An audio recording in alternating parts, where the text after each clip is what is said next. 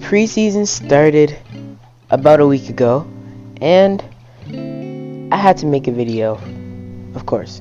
I couldn't just not talk about anything. There are a few things I want to talk about in this video, but before I start, I'm going to start with the one game that was just an interesting thing. It's not really important, but there was a Bucks-Grizzlies game that happened on Tuesday, and it was never finished because it got suspended. Apparently somebody pulled a fire alarm or something. That didn't really matter. I just thought it was pretty interesting, so, you know. Also, I'm going to be trying to have one video as a recap for the whole week in the NBA every Sunday. I might make different videos, like if somebody broke a record or something, like somebody broke a record or something, really close game happened, then I might make a video during the week, like when it's fresh in my mind. But right now, I think I'm just gonna talk about it. Yeah. Also, if you guys are wondering about my 30 teams in 15 days series, that is coming. I'm hopefully uploading another one of those videos later on today. Can't make no promises, but I will do all 30 teams in 15 days. So far, we're 4 teams down, and we have about 8 days to go. So we're gonna have to grind hard for this, but we will do it according to my calculation. That means about 4 videos a day, which is great. So, you know, yeah, pray for me. Anyways, moving on. Let me start with talking about my team, the Toronto Raptors. They're the team I was probably watching the most of. We saw the debuts of the first 2 rookies. We didn't see Siakam play, but the rookies looked good. Delano Banton, I liked the way he was playing. He made a logo shot too. That's really not like, it's not like he's gonna be banging logo shots every game, but he's pretty good. And then of course Scotty Barnes. Everybody's kind of throwing him the Raptors shade and Masai shade for picking him instead of Suggs. But honestly, I think it could end up being a good pick. Was it the right pick? Maybe. I don't know. But was it a good pick? For sure. Yeah. Scotty so far showed out that he can play make, he can defend really well, and he has a little bit of scoring.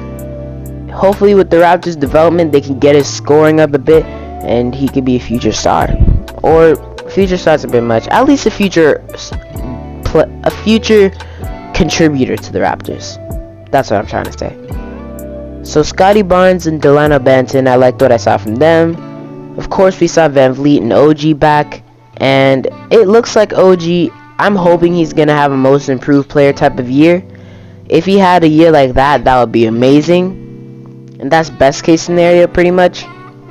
Worst case scenario is he sticks to his role, doesn't really make any improvements, and the Raptors continue to suck, I guess. But that's just the worst case scenario. I'm focusing on the best case scenario, and that is OG getting better and developing into a star, pretty much. Now that I got all the Raptors talk out of me, we can move on to the teams. First, I want to talk about the Bulls. What was that? The Bulls are back. You know I'm not cutting that out because I never cut anything out. The Bulls are finally back, ladies and gentlemen. Zach LaVine, Lonzo Ball, Alex Caruso, DeMar DeRozan, and Nikola Vucevic. That lineup is deadly. Yes, I know Patrick Williams isn't out there, but that lineup is deadly. I'm hoping that Scotty Barnes isn't a Patrick Williams type of guy where, like, I hope that those two eventually end up being good guys, and I hope they're not wing/forwards, forwards that get picked a bit too early and end up being decent players but not great. I hope that's not what they end up being, but at the end of the day, Patrick Williams it's his second year, so there's still a lot of time for him to develop into a great player. Right now he has the defense down, and people are comparing him to Kawhi. That's a bit much, but he still is going to be a good player in the future. But I'm not talking about Patrick Williams today. I'm talking about Zach LaVine, Alex Caruso, Lonzo Ball, DeMar DeRozan. Mainly those four. Vucevic also, but mainly those four. This team's offense looks ridiculous. Ridiculous. It was amazing to watch the Bulls play. I don't know if you could say it was fun to watch a Chicago Bulls game for the past 2-3 years. It was hard to say that because they were bad. And when I say bad, I mean bad. So, what can I say? The Bulls are back. The Bulls are back. Zach LaVine gonna be an all-star. Vucevic maybe an all-star. Lonzo and DeMar are gonna be great players. Lonzo coming up and DeMar slowly coming down. And Patrick Williams, Javonte Green, Derrick Jones Jr. and the others are gonna be decent role players.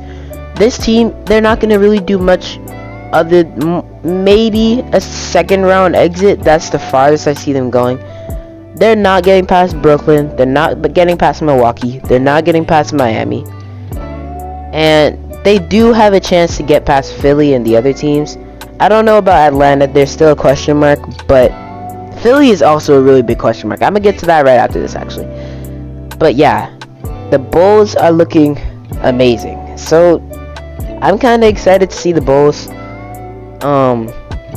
I've taken them under my wing.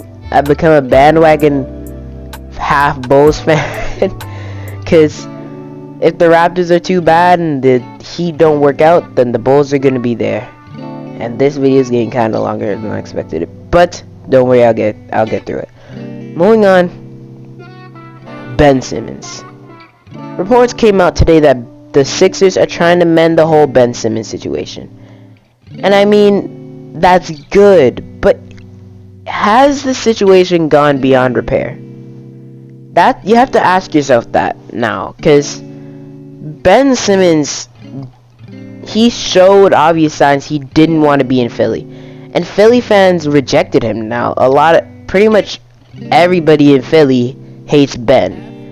So I want to see what his first game back is gonna be like with all the fans booing him.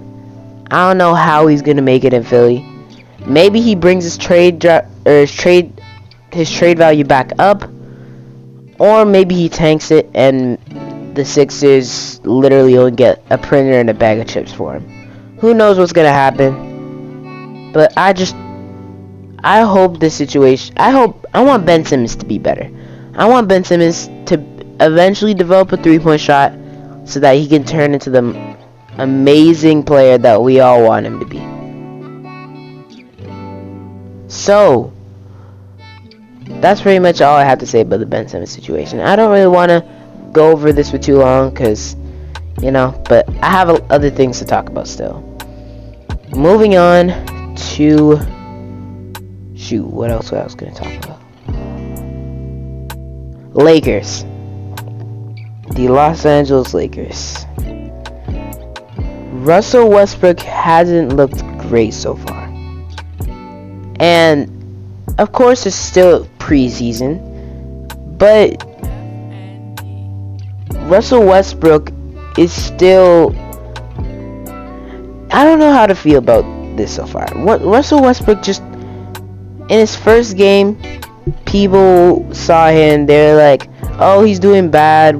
Maybe he's not what we expected, but you'll give him one more chance, Second game, 9 turnovers.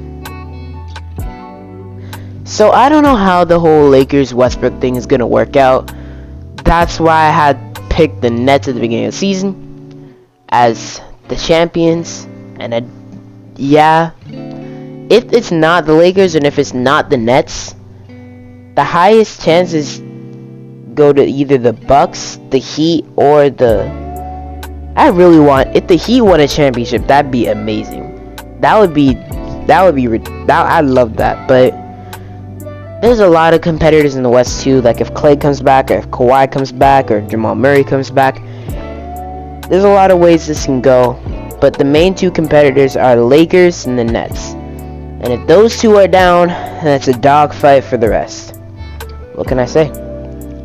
Westbrook, you better get this thing working, or else LeBron's career is pretty much over, because he's getting older, and soon enough he's going to slow down and not be a top 3 player in the league anymore. Some people already think he's not top 3. I say he is still a top 1 player in the league, but that isn't the popular opinion. Right now people are saying top 5 definitely, top 3 maybe, and top 2 no. So in my opinion he's still number 1, but at the end of the day he is getting older, and Father Time does stay undefeated. So he's gonna get older, eventually he's gonna slow down, but as for now we just have to enjoy his greatness while we can. And moving on to the last few topics I have to say, there wasn't really much else I wanted to talk about through these first few days. The Warriors looked pretty good even without Clay coming back. Curry looked like Curry, so you're not really gonna expect much worse from him. Harden looked fat on the Nets. I'm just being honest here. Jordan Poole looked good. People are saying he might have a most improved season. I think that's a bit much, but he will have a good season. He's gonna be the 6th. He's gonna be like a Jamal Crawford. Who else? Who was that other? I don't know. Jamal Crawford type of guy. I feel it. Lou Williams. Jamal Crawford, Lou Williams type of guy. Yeah. He's gonna have that sort of role in the Warriors, because they're gonna have Curry, Clay, Wiggins, Draymond, Wiseman, and I don't know how Wiseman's gonna work out. And then off the bench, they'll probably have something maybe like Nico Mannion, Jordan Poole, Otto Porter, Kuminga, and Kevon Looney. This team is weird, but they'll figure it out. Other than that, I think I'm mainly done. We saw the first debuts of Jalen Green and Evan Mobley. Evan Mobley looked decent. Jalen Green looked good. So I like what the Rockets are doing with Jalen Green, Kevin Porter Jr. I think that's gonna work out well. And Evan Mobley, I mean, he's good. I don't know. I had a lot of questions about Evan Mobley, because whenever bigs come at high picks, then usually it doesn't work out well. But Evan Mobley might make a different case. So, you never know what's gonna happen. It is still the preseason. You can't really overreact too much about anything. But at the same time, the preseason is the perfect time for overreactions. And that's why I'm gonna end it. If you enjoyed this video, like, subscribe, share, comment down below your tips, tricks, or ideas if you haven't new to this channel. That'll be for me today. I'll see you guys next time. I'm out. Peace.